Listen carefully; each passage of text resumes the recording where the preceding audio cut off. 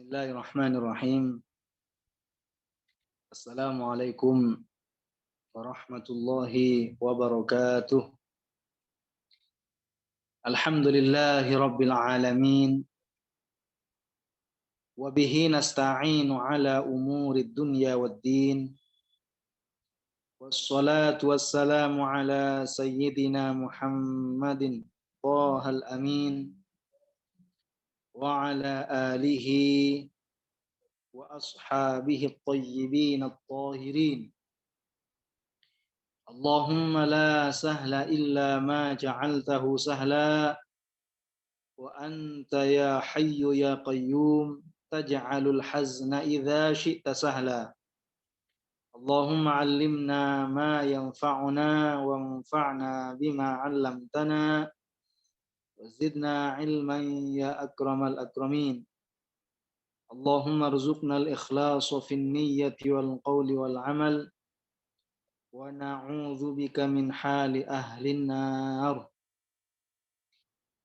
Alhamdulillah, mari kita bersama-sama memuji dan bersyukur kepada Allah Subhanahu wa taala atas nikmat-nikmat yang telah Allah anugerahkan kepada kita, atas nikmat-nikmat yang tak satu pun selainnya mampu untuk menghitungnya, di mana pada kesempatan malam ini kita masih bisa berjumpa kembali melalui Zoom, tentunya dalam rangka at-tafaqquh fid din, dalam rangka melaksanakan suatu kewajiban kita sebagai seorang hamba yang mukallaf, yaitu tahsilul ilmi ad-din, tahsilul ilmi ad-din, yaitu membekali diri kita mencari dan menuntut ilmu agama yang Allah wajibkan kepada kita untuk kita ketahui bersama. Alhamdulillah, ini adalah suatu nikmat yang patut bagi kita semua untuk mensyukurinya. Karena nikmat yang Allah berikan kepada kita, lalu kita mensyukuri terhadap nikmat-nikmat tersebut, maka Allah akan memberikan balasan berupa istimraru hadhihi ni'mah, yaitu kelanggengan nikmat ini senantiasa tercurah kepada kita semua. La in syakartum la azidannakum. La in syakartum, jikalau kalian mensyukuri nikmat Allah Subhanahu wa taala, nikmat Allah, la azidannakum, maka niscaya aku akan menjadikan nikmat-nikmat itu tastamir secara terus-menerus ada pada kita. Karenanya ini adalah suatu kebahagiaan bagi kita semua, dan kita bergembira ketika kita diberikan kemudahan dalam melaksanakan ketaatan, melakukan kebaikan, melakukan hal-hal yang bisa memberi manfaat pada kehidupan setelah kematian, yaitu kehidupan yang abadi. Insyaallah pada malam ini, mohon maaf sebelumnya mungkin minggu yang lalu kurang maksimal ya, sebentar ngajinya.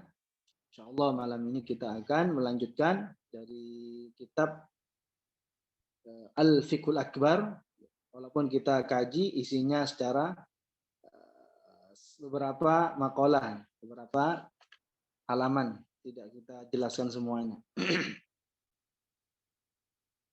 Mari kita jangan lupa untuk meniatkan ikhlas karena Allah Subhanahu wa taala, karena niat ikhlas adalah modal untuk kita mendapatkan ridha dan pahala dari Allah Subhanahu wa taala. Yang ada kitab silakan dibuka, yang tidak ada kitab silakan persiapkan pulpen, buku tulis untuk dicatat. Hal-hal yang sangat perlu untuk dicatat. Qala al-muallif rahimahullah, wa ma'na syai'i itsbatuhu bila jismin wala jauharin wala 'aradin.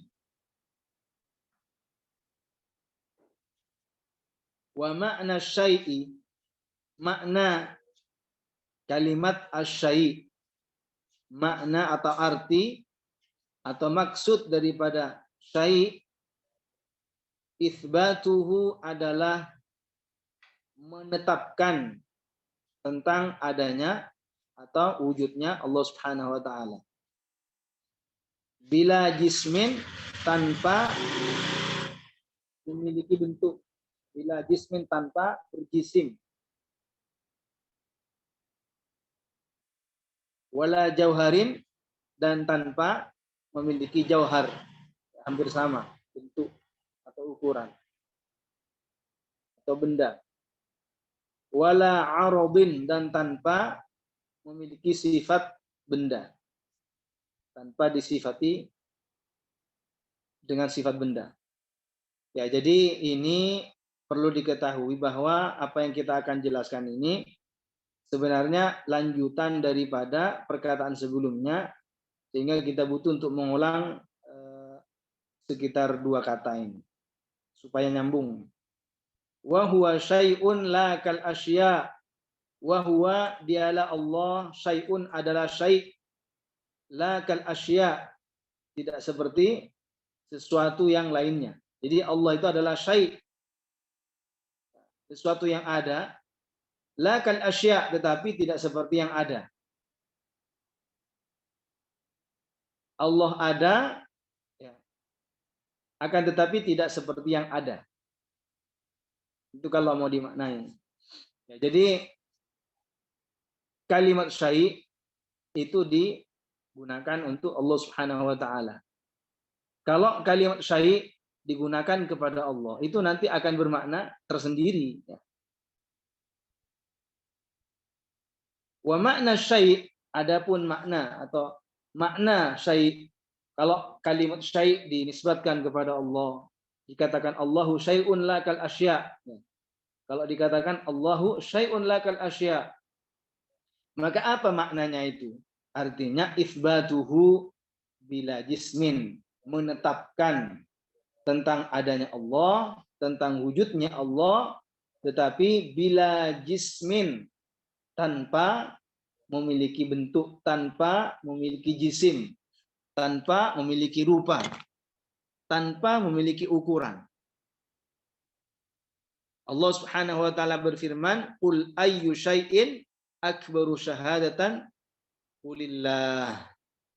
Jadi kalimat syai' di sini adalah yang dimaksud adalah Allah.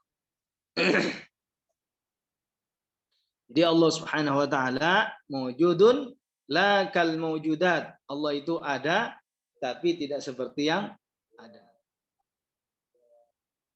Wujuduhu ta'ala azaliyun abadiyun. Adanya Allah tidak bermula dan tidak berakhiran.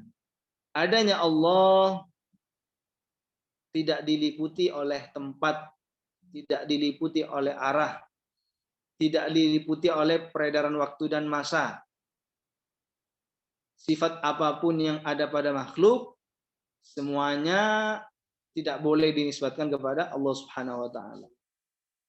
Karenanya Allah melarang kita, mencegah kita, jangan sekali-kali kita ini menjadikan persamaan bagi Allah. Apa kata Allah? Fala tadribu lillahil amsal. Fala tadribu lillahil amsal. Ay la tushabbihuhu bi khalqihi. Jadi janganlah kalian menyerupakan Allah dengan makhluknya. Walillahil matsalul a'la. Ay lillahi al-wasful ladzi la yushbihu wasfa ghairihi. Artinya bagi Allah sifat yang tidak menyerupai sifat selain Allah. Ini akidah yang perlu kita pertahankan, perlu kita ajarkan, perlu kita sebarluaskan. Karena orang yang mati dalam keadaan akidah seperti ini, pasti dia akan merasakan nikmat surga. Karena iman yang benar itu, ma'rifat, mengenal Allah dan mengenal Rasulnya, itu merupakan kunci surga. Jadi Al-Imam Nawawi mengatakan Man mata muwahhidan, ya. Al-Imam An-Nawawi mengatakan man mata muwahhidan dakhalal jannah. Barang siapa yang mati dalam keadaan bertauhid, barang siapa yang mati dalam keadaan mentauhidkan Allah, dakhalal jannatah, maka ia pasti akan masuk ke dalam surga. Muwahhidan, mati atau meninggal dalam keadaan bertauhid. Itu gimana maksudnya tauhid? Al-Imam Al-Junaid Al-Baghdadi menafsirkan makna tauhid dengan mengatakan ifradul qadim minal muhdats. Ini salah satu definisi tentang makna tauhid, ya. Walaupun ada ulama-ulama lain yang mendefinisikan tentang tauhid dengan definisi yang lain. Karena ada beberapa referensi, ada beberapa definisi. Ini yang saya sebutkan tadi salah satu definisi yang disebutkan oleh Sayyidut Taifah As-Sufiyah. Salah satu pemimpin ahli sufi, yaitu Al-Imam Al-Junaid Al-Baghdadi, beliau mengatakan tentang makna tauhid adalah ifradul qadim, mengesahkan Allah. Al-qadim di sini artinya Allah. Mengesahkan Allah minal muhdats, daripada makhluk. Artinya tidak menyerupakan Allah dengan makhluk. Tidak menyamakan Allah dengan makhluk, tidak mensifati Allah dengan sifat-sifat makhluk. Al-muhdats al-makhluk. Al-muhdats itu adalah makhluk. Ya, jadi itu makna tauhid ketika orang telah mensucikan Allah daripada menyerupai makhluknya, tidak mensifati Allah dengan sifat-sifat makhluknya, lalu mati wafat dan dengan keadaan seperti itu, sungguh sangat beruntung orang yang seperti itu. Kenapa? Karena pasti ia akan merasakan surga. Tetapi kalau orang mati dalam keadaan tidak beriman kepada Allah, dengan mensifati dengan sifat-sifat yang tak layak terhadap keagungan Allah, kedudukan Allah, maka ini sungguh termasuk dan tergolong orang-orang yang paling merugi. Ya, orang yang paling merugi hakikatnya bukan kerugian yang sifatnya duniawi. Bisa saja orang itu ketika berbisnis, buka usaha di dunia tapi dia beriman, dia rugi, mati dalam keadaan beriman. Rugi di dunia tapi di akhiratnya justru akan mendapatkan sesuatu yang lebih daripada apa yang dia dapat ketika di dunia. Jadi modal utama seorang muslim hakikatnya adalah Islam. Modal utama seorang muslim untuk menggapai sebuah kebahagiaan yang abadi tidak ada kecuali satu, yaitu iman kepada Allah. Allah Subhanahu wa taala berfirman, "Wa may ya'mal minas solihati min dzakarin aw unsa wa huwa mu'min fa ulaika yadkhulunal jannata wa la yuzlamuna naqira." Barang siapa yang melakukan amal kebajikan, laki-laki maupun perempuan, dan dia beriman kepada Allah, maka merekalah yang akan masuk ke dalam surga dan mereka tidak akan dizalimi sedikit pun. Bahwa mukmin, Allah menyebutkan wahwa mukmin, dan dia beriman. Artinya mengenal Allah, beriman kepada Allah. Beriman artinya apa? At-tasdiqul qalbiyyu biwujudihi ta'ala ala ma yaliqu bih. Iman kepada Allah artinya mengakui hatinya membenarkan tentang adanya Allah dengan sifat-sifat yang layak atas keagungan Allah Subhanahu wa taala. Tidak mensifati Allah dengan sifat apapun yang ada pada makhluknya. Begitulah orang yang mukmin yang sebenarnya. Itu ketika mensucikan sifat-sifat makhluk, tidak menisbatkan kepada Allah Subhanahu wa taala. Jadi perkataan Al-Imam Abu Hanifah An-Nu'man ibn Thabit ketika mengatakan wa huwa syai'un la kal asya, artinya apa? Artinya Allah itu ada tetapi keberadaannya tidak berbentuk, bila jismin, tidak memiliki bentuk, tidak memiliki ukuran. Apa itu jisim? Apa itu jisim?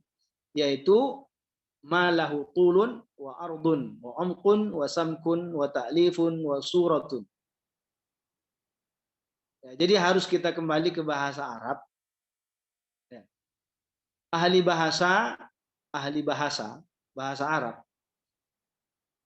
menggunakan kalimat jisim hanya digunakan sesuatu yang memiliki ukuran. Digunakan hanya sesuatu yang memiliki ukuran panjang, lebar, kedalaman, tersusun, terdiri dari beberapa bagian, memiliki rupa. Sesuatu yang memiliki kriteria seperti itu disebut jisim. Sesuatu yang memiliki ukuran, bentuk, rupa, ya, memiliki ukuran panjang, lebar, ketebalan, sesuatu yang seperti itu disebut sebagai jismon. Maka karena Allah Subhanahu wa taala tidak berbentuk, tidak memiliki ukuran, tidak memiliki rupa dan tidak terdiri dari beberapa bagian, maka tidak boleh Allah disebut sebagai jismun. Bahkan Al-Imam Ahmad bin Hanbal memberikan peringatan yang sangat keras sekali agar kita menjauhi daripada mensifati Allah dengan sifat makhluknya. Apa kata beliau? Man qala Allahu jismun kafar. Man qala Allahu jismun la kal jasam kafar. Jadi barang siapa yang mengatakan bahwa Allah itu adalah jisim tapi tidak seperti jisim, maka sungguh ia telah rusak imannya, batal Islamnya, lenyap, terhapus. Karenanya tidak boleh mensifati Allah dengan jisim.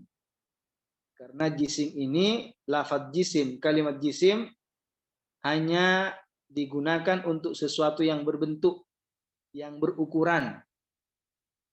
Oleh karenanya pendiri organisasi atau yang disebut dengan Nahdlatul Ulama, Kiai Muhammad Hashim Asy'ari mengatakan, wa asyhadu an la ilaha illallah wahdahu la syarikalah al-munazzahu anil jismiyah.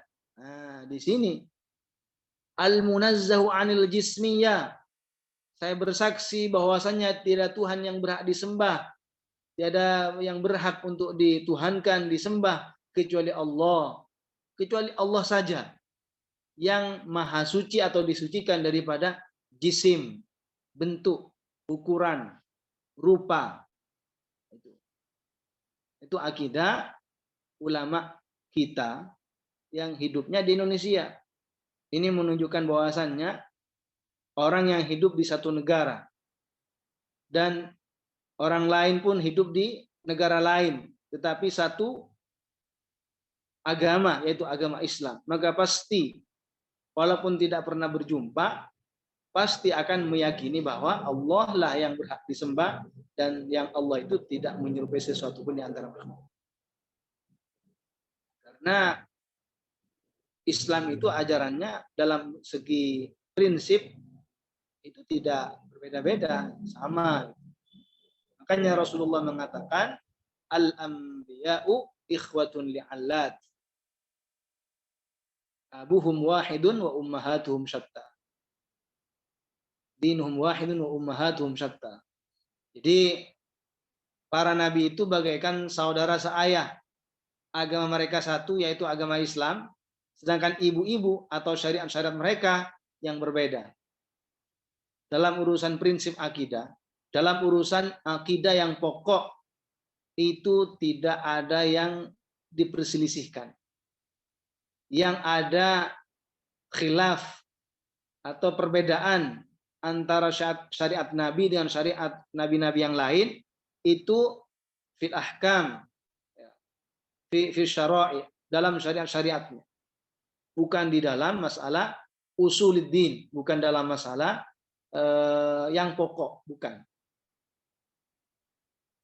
Ya, jadi sebagaimana umat Muhammad mensucikan Allah daripada menyerupai makhluknya, maka umat Nabi Adam, umat Nabi Idris dan yang lainnya yang mukmin kepada Allah, mereka menjauhi daripada keyakinan tasbih, keyakinan tajsim.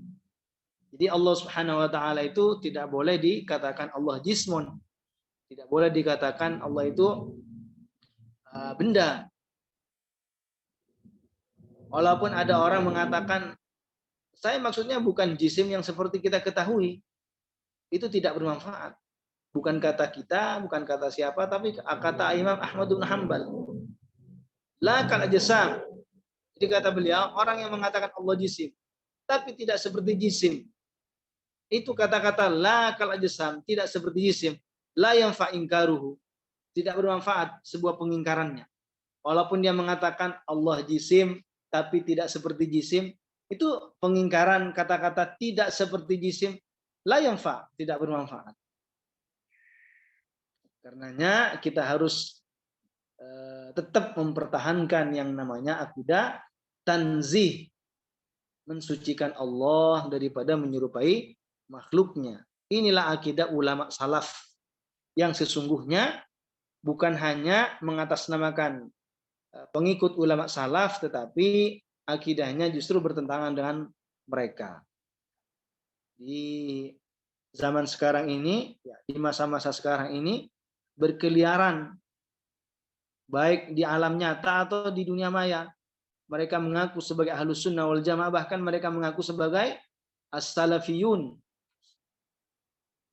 pengikut ulama salaf. Tetapi bertentangan. Apa yang bisa bermanfaat bagi mereka? Jadi tidak ada bermanfaat. Tidak ada manfaatnya sama sekali. Jadi harus kita meyakini bahwa Allah bila jismin wala jauhar. Wala jauhar artinya ya hampir sama, artinya Allah Subhanahu wa taala tidak memiliki bentuk, tidak berupa benda. Karena alam ini makhluk atau sesuatu yang Allah ciptakan ini terdiri daripada jauhar dan juga arad. Terdiri daripada benda dan sifat benda. Di sini dikatakan wala jauharin wala aradin. Allah tidak memiliki benda, tidak memiliki bentuk, bukan benda dan juga bukan arad, bukan sifat benda. Arad itu sifat. Wala aradin. Beda dengan ardin ya, beda ya. Jadi harus diperhatikan. Ini wala aradin bi fathi ar-ra. Nanti kalau disukun lain maknanya soalnya. Wala aradin artinya Allah bukan benda dan juga wala arad dan juga bukan sifat benda. Jadi Allah Subhanahu wa taala bukan benda, juga Allah tidak boleh disifati dengan sifat benda. Sifat benda itu banyak. Ya. Sifat benda, sifat ya termasuk kita ini. Sifat benda itu banyak sekali. Seperti yang kita sudah jelaskan tadi, kecil, besar, panjang, pendek, lebar, tipis, ya, bau, kan? Bau wangi misalkan, atau bau busuk, atau apa namanya, di luar, di dalam, menempel, terpisah, ya kan? Bertempat, diliputi oleh arah, dilalui peredaran waktu dan masa, di atas, itu sifat sebagai sifat benda. Jadi semuanya pahit, manis, ya, kecut dan segala macam, itu semuanya sifat benda. Juga Allah Subhanahu wa taala tidak boleh disifati dengan sifat apa namanya al-infialat. Infial itu apa bahasa misalnya? Ya, jadi kalau orang marah itu gimana kelihatan wajahnya? Beda kan? Kalau orang lagi bergembira, bagaimana wajah-wajah orang bergembira? Beda kan? Kalau orang lagi apa? Malas. Orang lagi malas, biasanya wajahnya kelihatan. Kalau orang lagi kena musibah atau orang lagi malu, itu akan nampak biasanya kelihatan ya, di wajahnya begitu. Itu namanya al-infialat. Itu tidak boleh dinisbatkan kepada Allah Subhanahu wa taala. Jadi jangan sampai siapapun orangnya, jangan sampai memaknai atau mengartikan ayat atau hadis yang zahirnya seakan-akan Allah itu disifati dengan sifat kita, dengan sifat makhluknya. Ketika Allah berfirman dalam Al-Quran mengatakan innallaha la yastahi, ini berbahaya sekali. Kalau orang yang tidak belajar akidah, ia hanya belajar bahasa Arab, dalam masalah akidah masih belum banyak tahu misalkan, itu bisa-bisa dimaknai apa? Malu. Artinya langsung diartikan sesuai dengan yang dia pahami tentang pelajaran bahasa Arab. Istaha, yastahi, malu. Langsung dimaknai Allah tidak malu. Na'udzubillah. Malu itu ya kita malu. Kita yang malu.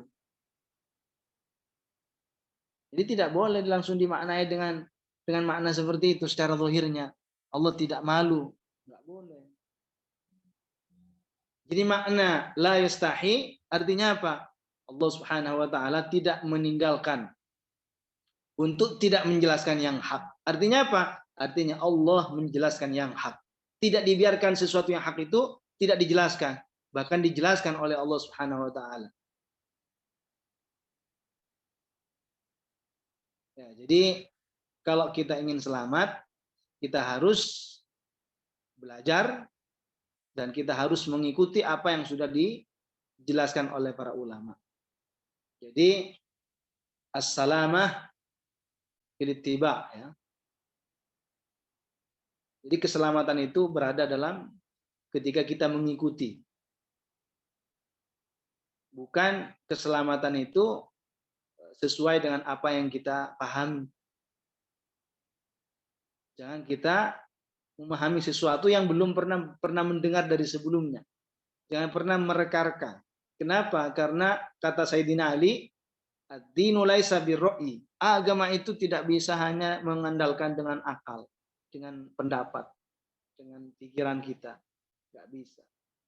Karena kenapa? Karena seandainya agama itu hanya bisa diraih dengan mengandalkan akal, maka otomatis yang berhak dan yang harus diusap khuf, ya, khuf ketika mau wudhu misalkan, itu ya seharusnya di bawah gitu loh. Yang diusap. Kenapa? Karena menurut akal yang menyentuh tanah, yang terkena debu, yang langsung bersentuhan dengan tanah bukan bagian atasnya, tapi di bagian bawah. Kan begitu menurut akal. Tetapi kan yang wajib justru di atasnya. Yang wajib diusap itu minal a'la, la minal asfal. Jadi bukan karena mengandalkan akal. Posisi akal dalam pandangan Ahlus Sunnah wal Jamaah itu dijadikan sebagai syahid. Sesuatu yang menjadi bukti akan kebenaran, menjadi bukti yang menyaksikan sebagai syahid, sebagai pembuktian atas kebenaran yang datang di dalam agama Islam, sebagai pembuktian kebenaran tentang apa yang dibawa oleh Rasulullah. Bukan akal itu sebagai aslun fid din, bukan sebagai tolak ukur utama di dalam agama. Beda dengan kelompok Mu'tazilah. Kalau kelompok Mu'tazilah itu menjadikan akal sebagai aslan fid din, sebagai dalil utama, sebagai dalil utama di dalam agama. Mereka menjadikan akal itu menjadikan inti, ya, tolak ukur utama di dalam agama. Padahal tidak demikian. Makanya mereka mengatakan begini, orang-orang Mu'tazilah. Ma hassanahu al-aqlu fahuwa hasan. Wa ma qabbahu al-aqlu fahuwa qabih. Jadi kata mereka, sesuatu yang dianggap baik oleh akal itu berarti baik menurut Allah. Dan sesuatu yang dianggap buruk oleh akal berarti buruk menurut Allah. Nah, kita beda dengan mereka. Kalau kita apa? Kalau ajaran Islam, Sunnah wal Jamaah, ma hassanahu syar'u aw hasanun indallah. Sesuatu yang dinilai baik oleh syara, oleh agama Islam, pandangan Islam, menganggap baik, maka itu baik menurut Allah. Dan sesuatu yang dianggap buruk oleh syara, oleh agama, itu buruk menurut Allah Subhanahu wa taala. Bagaimana kita untuk mengetahui sesuatu itu dianggap baik atau tidaknya? Ya, tentu dari Al-Qur'an, akan tetapi bukan kita yang memahami sendiri. Dan juga dari ijma' para ulama dan juga hadis-hadis Nabi, karena sumber hukum itu yang disepakati ada 3 perkara.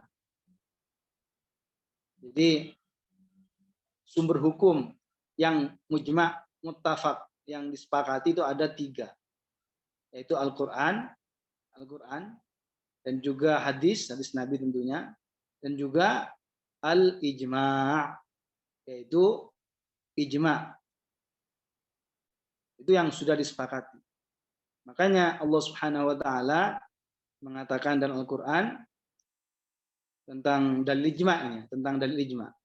Wa may yushaqiqir rasula min ba'di ma tabayyana lahul huda wa yattabi' ghayra sabilil mu'minin nuwallihi ma tawalla wa nuslihi jahannam wa sa'at masira.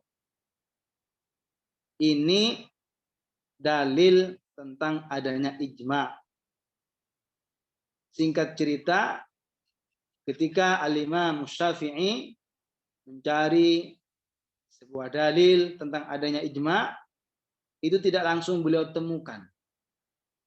Dibaca dari awal sampai akhir, dibaca lagi, berkali-kali dari awal sampai akhir, baru setelah itu beliau mendapatkan ayat ini tentang adanya dalil yang namanya ijma'. Wa may yushaqiqir rasul. Jadi orang yang menyalahi, menyelisihi Rasul, tidak sependapat dengan Nabi, tidak mengikuti, menyelisihi. Min ba'di ma tabayyana lahul huda. Setelah nampak baginya, bagi Nabi adalah apa? Sebuah huda, petunjuk, kebenaran. Wa may yushaqiqir rasula min ba'di ma tabayyana lahul huda wa yattabi' ghayra sabilil mu'minin. Dan orang yang menyelisihi Nabi itu mereka apa? Dia tidak mengikuti sabilul mu'minin, tidak mengikuti perkara-perkara yang sudah disepakati oleh kaum muslimin. Yattabi' ghayra sabilil mu'minin. Dia mengikuti, tapi mengikuti apa? Mengikuti sesuatu yang bukan sabilul mu'minin. Sesuatu yang tidak disepakati oleh kaum muslimin. Artinya apa? Artinya tidak mengikuti kesepakatan kaum muslimin. Nuwallihi ma tawalla. Kata Allah, nuwallihi ma tawalla. Kami biarkan dia dalam kesesatan, menguasai dalam kesesatannya. Wa nuslihi jahannam. Lalu kami masukkan dia ke jahannam. Wa sa'at masira. Yang jahannam itu merupakan seburuk-buruk tempat kembali. Urusan masalah Allah ada tanpa tempat, Allah tidak boleh disifati dengan sifat-sifat makhluknya, ini sudah ijma' para ulama. Urusan permasalahan Allah tidak bertempat di langit, tidak bertempat di bumi, tidak di mana-mana, tidak menyerupai makhluknya, tidak menyerupai sesuatu pun di antara makhluknya, ini adalah sesuatu yang sudah diijma' oleh para ulama. Abu Mansur Al-Baghdadi mengatakan wa ajma'u ala annahu la yahwihi makan wa la yajri alaihi zaman. Dan ahlul haq dan kelompok yang benar, kelompok yang dijamin keselamatannya, yaitu ahlus sunnah wal jamaah, ajma'u, telah sepakat, telah mufakat ala annahu la yahwihi makan, bahwa Allah la yahwihi makan, tidak diliputi oleh tempat. Artinya Allah tidak bertempat. Apa itu tempat? Yaitu al-faragh alladzi yashghaluhu al-hajmu. Ruang kosong yang diisi oleh benda. Itu tempat. Ruang kosong yang diisi oleh benda. Itu tempat.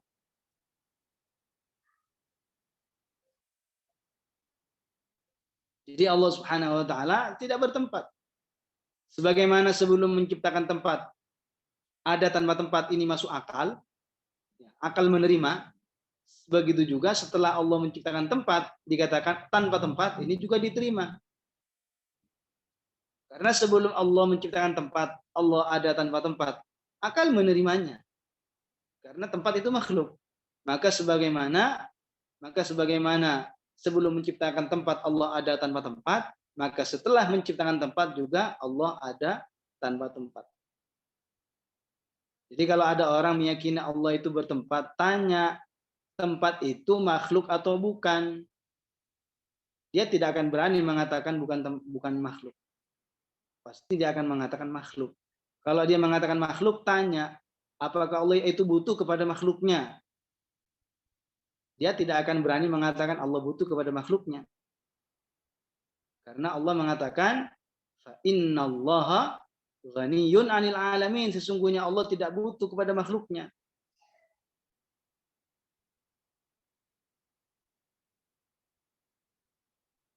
Jangan dinalar, jangan dikiaskan dengan kita gitu. Jangan dikiaskan dengan makhluk. Jangan mengatakan gimana ada tanpa bertempat. Namanya sesuatu yang ada itu yang kita ketahui bertempat. Manusia di bumi, malaikat di langit, ini di sini tempatnya, ini tempatnya di sini. Semuanya bertempat kok. Gimana kalau ada sesuatu ada itu tanpa bertempat? Kan nggak masuk akal itu. Nah, itu mulai sudah namanya mengkiaskan pencipta dengan makhluk. Itu kiasun fasid, kiasun syaitoni. Tidak boleh dikiaskan dengan makhluk. Allah Subhanahu wa taala la yusaf sifatil makhlukin. Allah tidak boleh disifati dengan sifat-sifat makhluknya. Orang yang mensifati Allah dengan sifat makhluknya, kata Imam Abu Ja'far At-Tahawi, rusak imannya. Dalam sebuah karya beliau yang sangat masyhur, Al-Aqidah At-Tahawiyah, yang di awal-awal beliau mengatakan hadza dzikru bayani aqidati ahli sunnah wal jamaah. Artinya berarti bukan hanya akidah beliau, tapi akidah seluruh umat Islam. Ketika di awal-awal kitab beliau, di awal kitab yang beliau karang itu disebutkan hadza dzikru bayani aqidati ahli sunnah wal jamaah. Ini di dalamnya terdapat penjelasan tentang akidah Ahlus Sunnah wal Jamaah. Apa yang disebutkan di dalamnya di antaranya makalah beliau? Beliau mengatakan wa man wasafallaha, barang siapa yang mensifati Allah. Wa man wasafallaha bima'nan, barang siapa yang mensifati Allah dengan sifat min ma'anil bashar, dengan sifat-sifat manusia seperti bertempat, duduk, bersemayam, berpindah, bertempat, di luar, di dalam, turun, naik, kecil, besar, faqad kafar, maka sungguh dia telah keluar dari Islam. Apa yang harus dia lakukan? Yajibu an ya'uda alal Islam. Yajibu alaihi dukhulu fi dil Islam. Wajib baginya memeluk agama Islam binutqi bisyahadatain, dengan mengucapkan dua kalimat syahadat. Itu kalau orang yang tahu, orang yang belajar ilmu, orang yang diumpamakan dengan orang yang masuk atau jatuh ke dalam sungai atau laut, tapi dia pandai bisa berenang. Ya, orang kalau jatuh ke dalam sungai dan dia punya keahlian bisa berenang, dia bisa menyelamatkan dirinya sendiri kan.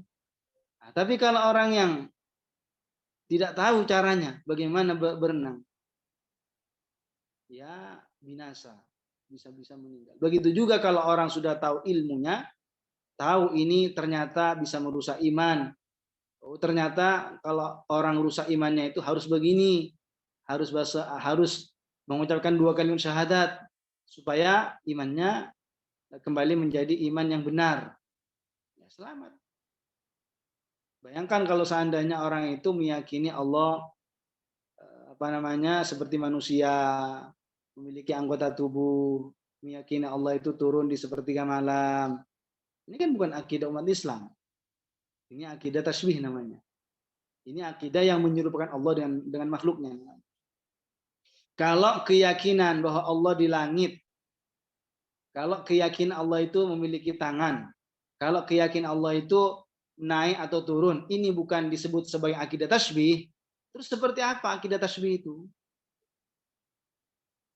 Akidah yang dilarang oleh Allah itu seperti apa? Ya, jadi Allah Subhanahu wa taala la yusaf bi sifatil makhlukin. Allah Subhanahu wa taala itu tidak boleh disifati dengan sifat-sifat makhluknya. Wala aradin, Allah bukan sifat benda. Artinya dikatakan sifat benda, artinya sifat itu sesuatu yang ada pada yang lainnya, tidak bisa menyendiri. Jadi definisi sifat itu adalah apa? Sesuatu yang tidak bisa menyendiri kecuali ada pada yang lain, itu namanya sifat. Arad itu namanya, arad. Allah tidak seperti itu. Wala haddalahu, Allah tidak memiliki batasan. Artinya tidak memiliki bilangan. Tidak berlaku baginya berapa. Tidak berlaku. Allah Subhanahu wa taala ketika dikatakan satu, itu apa artinya? Satu bukan angka bilangan, tapi artinya Allah tidak memiliki sekutu baginya. Juga yang dimaksud dengan had, tidak memiliki batasan, tidak memiliki ukuran, artinya Allah itu tidak berlaku baginya kecil atau besar atau sedang, enggak. Kalau kita makhluk ini macam-macam, ini orangnya lebih tinggi dari si fulan, ini lebih pendek, ini lebih besar, ini lebih, nah itu ada ukurannya. Kalau Allah tidak seperti itu. Sebagian orang itu meyakini Allah itu punya bentuk, punya ukuran, tapi tidak ada yang tahu bentuknya kecuali hanya Allah sendiri katanya. Na'udzubillah. Jadi kalau dikatakan Allahu Akbar, kalau dikatakan Allahu Akbar, kita sering baca takbir ini, Allahu Akbar, baik dalam sholat ataupun di luar sholat ketika zikir. Maka maknanya adalah Allahu Akbaru min kulli kabirin qadran wa azamatan wa sya'nan wa rif'atan. Artinya Allah Subhanahu wa taala Maha besar, Maha agung kedudukannya, derajatnya. Ya. Bukan la hajman wa misahatan, bukan bentuknya, bukan ukurannya. Bukan. Jadi Allah Subhanahu wa taala itu maha tinggi. Tapi maha tinggi kedudukannya. Allah maha besar, besar agung kedudukannya. Bukan tinggi dari segi tempat. Bukan besar dari segi bentuknya, enggak. Ya, jadi Allah Subhanahu wa taala itu maha tinggi, tinggi kedudukannya. Sabbihisma rabbikal a'la. Al-a'la yang maha tinggi apanya? Makanatan, la makanan. Kedudukannya bukan tempatnya. Bukan berarti Allah itu tempatnya tinggi di atas langit. Sebagian kelompok di luar kita yang meyakini Allah di atas langit, itu kata mereka arah atas itu arah sempurna. Arah atas itu jihadu kamal. Jadi bagi mereka yang salah paham bahwa arah atas itu berarti arah yang sempurna, sementara arah bawah itu adalah arah yang tidak sempurna. Ini gampang sekali kita membantah mereka. Kita tanya mereka, para nabi di mana tempatnya? Di bumi. Para malaikat di mana tempatnya? Di atas langit. Siapa yang paling mulia dan paling agung kedudukannya? Nabi atau para malaikat? Kalau mengatakan malaikat, dia berarti menentang Al-Qur'an, mendustakan Al-Qur'an. Jelas-jelas Allah mengatakan wa kullam faddalna 'alal 'alamin. Dan masing-masing nabi aku utamakan kedudukannya daripada seluruh alam. Jadi Allah Subhanahu wa taala menjadikan para nabi, ya, para nabi kedudukannya, pangkatnya itu di atas seluruh yang lainnya, di atas umat-umat yang lainnya. Jadi para nabi itu adalah afdalu khalqillah. Walaupun demikian, tempatnya di mana? Di bumi, fil ardi. Sementara para malaikat di atas langit. Ini sekarang logika. Logika. Kalau ada seorang presiden yang negaranya terjadi konflik, kemudian namanya presiden pasti dijaga ketat keamanannya kan? Supaya aman, presiden itu ada di bagian lantai bawah. Ada di bagian lantai bawah. Lantai pertama. Sementara penjaganya, ya, penjaganya itu bertaburan di mana-mana. Ada di lantai 2, ada di lantai 3, ada di lantai 4, ada lantai 11, penuh dengan apa namanya orang-orang yang mengamankan presiden. Presiden ada di bawah. Terus apakah nantinya akan dikatakan, oh itu orang-orang ada di atas menjaga keamanan presiden, berarti mereka itu yang lebih tinggi pangkatnya, jabatannya daripada presiden, kan enggak? Jadi kemuliaan itu, tingginya derajat itu bukan karena kita, tapi karena Allah yang meninggikan. Yang meninggikan sebuah derajat, yang meninggikan sebuah pangkat, itu siapa? Allah Subhanahu wa taala. Coba kita amati, kita cermati, kita lihat bagaimana alam ini. Ada sebagian diberikan syuhrah oleh Allah Subhanahu wa taala. Popularitas, terkenal. Ya kan? Dikenal oleh orang banyak. Tapi dikenalnya bukan urusan kebaikan. Ada yang dikenal kebaikannya. Ada yang biasa-biasa aja. Walaupun dari segi ilmu, dari segi ini banyak sekali. Siapa yang mengatur seperti itu semuanya?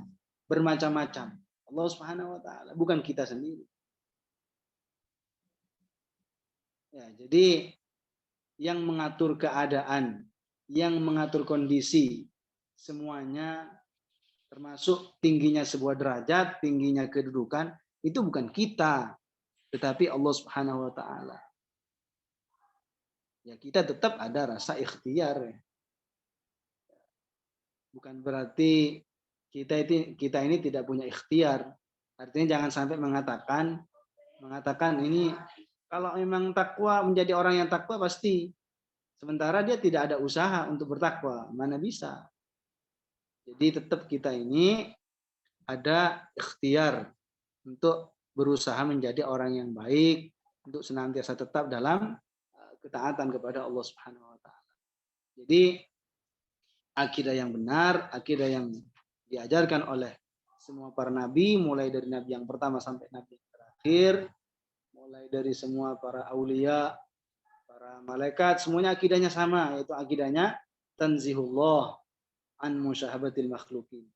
Mensucikan Allah daripada menyerupai makhluknya. Sungguh beruntung orang yang mati dalam keadaan berakidah tanzih, beriman kepada Allah, karena surga itu adalah sesuatu yang akan menjadi tempat tinggalnya kelak di akhir. Mudah-mudahan kita semuanya oleh Allah Subhanahu wa taala diberikan kemudahan dan kelancaran dalam melakukan ketaatan, melakukan perintahnya, dan mudah-mudahan kita dengan berkahnya majelis ilmu ini semua kemaksiatan, kesalahan dan dosa semua terangkat atau terhapus gara-gara sebab barokah majelis ilmu ini, dan kita memohon mudah-mudahan kita diberikan husnul khotimah.